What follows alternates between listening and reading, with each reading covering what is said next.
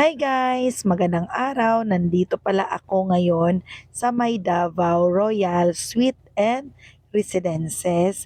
Matatagpuan ito sa may CM Recto Street, Davao City.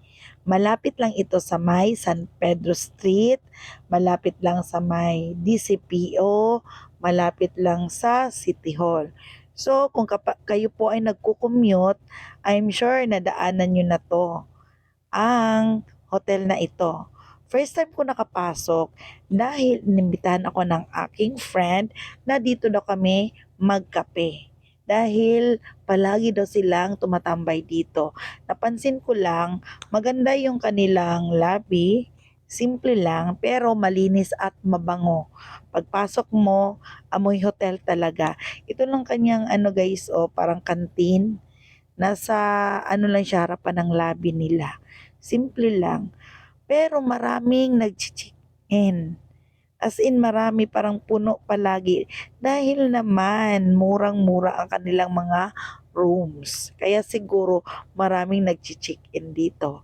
Ito yung in-order naming kape.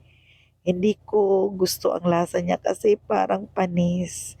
Pero nag-order ako, parang pinalitan nila ulit.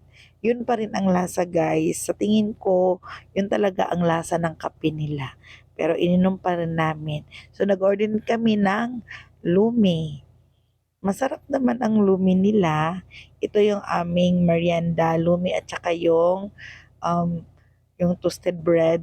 Yan, nag-order kami ng toasted bread. Tapos kumain na kami ng lumi. First time kong napunta dito.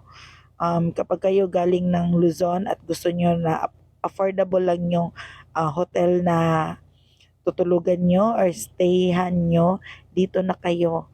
Dahil malinis at affordable po.